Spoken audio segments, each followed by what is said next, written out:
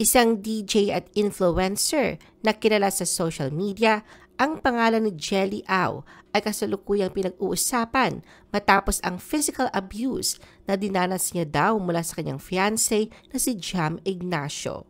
The Philippine Showbiz List presents Sino si DJ Jelly Au? A breadwinner. Ang 30-year-old dancer, vlogger at DJ na si Jelly Au de la Punta ay pinanganak noong November 11, 1994 sa Bicol sa kanyang amang si Jose de la Punta at inang half-Chinese na si Gina Au. Sa kanyang middle school, nag-aral si Jelly sa Commonwealth High School sa Quezon City at nagpatuloy sa kolehiyo sa Our Lady of Fatima University kung saan kumuha siya ng kursong Hotel and Restaurant Management. Bilang panganay na anak, tinanggap ni Jelly ang papel bilang protective ate sa kanyang dalawang kapatid na babae at isang kapatid na lalaki. Ang kanyang kapatid na si Joe Au ay sumunod sa kanyang mga yapak bilang isang club DJ. Inilarawan ang sarili bilang mabait at mapagmahal na ate kung saan ay ini-spoiled ang mga kapatid sa kanilang mga gusto. Hindi naman ikinailan ni Jelly ang kanyang pagiging istrikto dahil kapakanan lang ng mga ito ang kanyang iniisip at nais na mapabuti. Kapag alam nga raw niya na may maling ginagawa ay hindi niya kinukonsinti ang mga ito. Samantala sa kanyang motto na family first, bukod sa pagiging isang mapagmahal na ate, nariyan din ang labis na pagpapahalaga ni Jelly sa kanyang mga magulang na dala-dala ang mensaheng, love your parents and treat them with loving care, for you will only know their value when you see their empty chair. Ayon nga kay Jelly, gagawin niya ang lahat para sa mga ito, kung saan isa sa mga pinakamahalagang pangako niya sa buhay ay ang pagiging breadwinner ng pamilya. Bukas siya tungkol sa mga hamon na dulot ng pagsuporta sa kanyang pamilya, madalas na nagbabahagi ng mga mensahe ng pag-asa at inspirasyon sa mga kapwa breadwinner. Sa katunayan, isang working student noon si Jelly. Nung panahong nasa kolehiyo, upang may pantusto sa kanyang pag-aaral at makatulong na rin sa pangangailangan ng pamilya, ay pinasok niya ang iba't ibang trabaho. Malinaw na ang puso ni Jelly ay nakatuon sa larangan ng entertainment. Bago nga makilala bilang isang DJ, pinagbuti ni Jelly ang kanyang mga kasanayan sa pagtatanghal bilang professional dancer.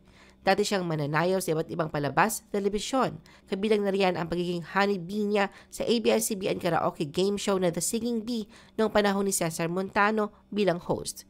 Ito ay isa sa unang naging trabaho ni Jelly nung first year college siya. Bukod pa dito, si Jelly ay naging dancer din ng It's Showtime at Wawawin. Naging bahagi din siya ng Philippine Basketball Association bilang Front Row Lux White Angel noong 2019. Lumaki sa isang lugar kung saan ang pagmamahal at responsibilidad ay magkasama. Gayunpaman, hindi palaging madali ang buhay para sa pamilya ni Jelly. Dumating ang isang matinding trahedya sa kanyang buhay noong September 29, 2021. Nang pumanaw ang kanyang ama. Malalim ang naging epekto ng pagkawala nito sa buhay ni Jelly, kahit ibinahagi niya ang kanyang kalungkutan sa isang taos-pusong mensahe sa social media na nagsasabi kung gaano niya pinangarap na maging proud ang kanyang ama.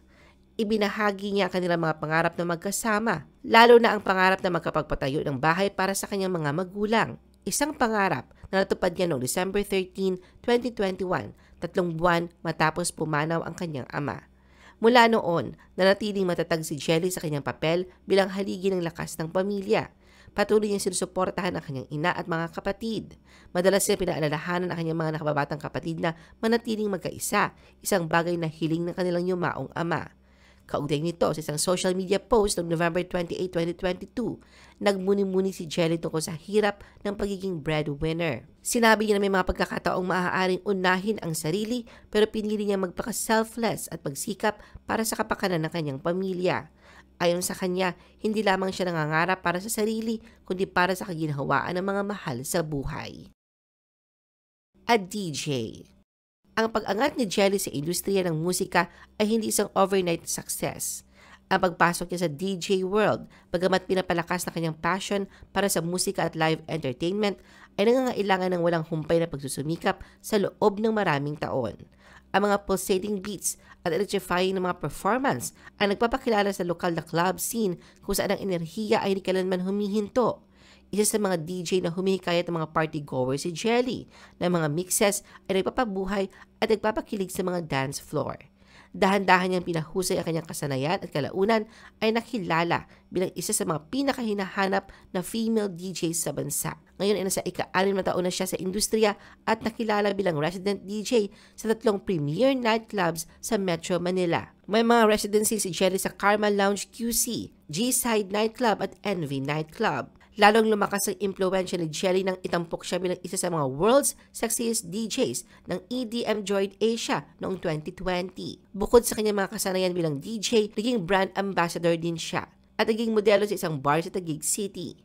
Samantala kapag hindi abala sa DJ booth, tinatangkilik ni Jelly ang mga simpleng kasiyahan sa buhay. Mahilig siya sa dagat at madalas ipinagdiriwang ang mga makabuluhang sandali sa tabing dagat. Isa rin siyang dog lover. May espesyal na pagtingin si Jelly sa mga Pomeranian at Husky. Ang kanyang alagang Pomeranian na si Jelly ay madalas na nakikita sa kanyang social media. Jelly's relationship with Jam Ignacio. Sa pagiging DJ at influencer, ang pangalan ni Jelly ay mas lalong nakuha ang pansin ng publiko at showbiz. Ito na lumutang ang pagkikipagrelasyon niya kay Jam Ignacio na kilala bilang ex-boyfriend ni Carla Estrada. Napabalitang naghiwalay sina Jam at Carla noong July 2024 at ng sumunod na buwan, August 2024, nagulat ang marami na mag-post si Jam sa Instagram ng larawan kung saan ay pinakilala niya si Jelly bilang kanyang bagong girlfriend. At noong November 11, 2024, sa 30th birthday ni Jelly, naging double celebration ito na sumabay sa kanyang engagement party. Masasabing mabilis ang itinakbo ng kanilang pag-iibigan dahil ka-4 na buwan pa lamang ng kanilang relasyon ay nag-propose si Jam kay Jelly. Jelly's issue with Carla Estrada. Sa lumipas na buwan, naramdam ang pagtatangi ni Jelly at Jam sa isa't isa, ngunit kasabay nito ay ang ilang batikos na kanilang natatanggap. Hindi naging madali kay Jelly ang pagkikipagrelasyon kay Jam, kung saan nariyan ang ilang pang-iintriga ng mga netizen sa pagitan nila ni Carla na nauwi sa pasaringan sa social media. Sa katunayan noong January 18, 2025, sa kanyang Instagram story, marami ang nagulat ng direktang binanggit ni Jelly ang pangalan ni Carla. Hindi malinaw kung ano ang pinanggagalingan ni Jelly, ngunit may nagsasabihan nito si Carla na huwag siyang guluhin. Tila may pang-aasar din tinawag ni Jelly si Carla na Mommy. Buong post niya, Carla Estrada, nananahimik ako, huwag mo damay work ko, nanahimik ako Mommy. Hindi naman basta na lamang nanahimik si Carla, nagkasunod ng pagbanggit ni Jelly sa kanyang pangalan, nagbanta siya ng patungkol sa isang tinawag niyang fame whore at sa kanyang Facebook post iniwan niya ang mensaheng, "Fame whore, low-life people, I don't have time for this but my lawyers has. Cyber libel, here we go." Agad ding binura ni Carla ang naturang post pero may mga naka-screenshot nito. Hindi pa nga dito nagtatapos ang tila pagpaparinig ni Jelly kay Carla dahil kamakailan lang nag-post siya sa kanyang Instagram story ng short video. Makikita ditong nasa loob siya ng isang nail salon kung saan tila hinihintay siya ni Jam. Tila nagbibiruan pa nga ang dalawa dahil nagkataon na Carla ang pangalan ng manicurista ni Jelly na sinulatan niya ng caption na, "At Jam Ignacio, inip ka na? Ate Carla, pabilis daw. Hehe." Jelly mold by Jam. Sa pinasok na relasyon, tila hindi nga alintanan ni Jelly ang batikos at pag-iintriga at mas nanaig ang pagmamahal niya kay Jam na nilarawan niya bilang kanyang right man. Makikita sa kanyang social media account ang sweet photos nila. Magkasama sila nag-celebrate ng Pasko at masayang sinalubong ang 2025. Ngunit bago pa man mag-Valentine's Day bilang couple, kung gaano kabilis na tumakbo ang kanilang pag-iibigan, ay ganoon din ata ito kabilis na tapos.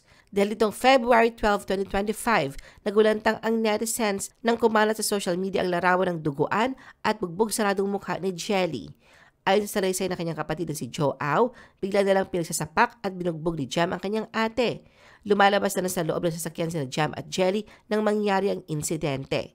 Mabuti na lamang daw at nakasigaw si Jelly sa isang toll gate na kanilang nadaanan at nailigtas siya ng mga pulis. Si Jam naman daw ay tinakbuhan ang mga pulis na huhuli sana sa kanya. Sa kanya namang sariling Facebook account, nag-post si Jelly 3 larawan na nagpapakita rin ng kanyang bugbog saradong mukha. Sa caption, muli niyang inulit ang bantang ipapakulong si Jam at sa ginawa nito sa kanya na halos ikamatay raw niya.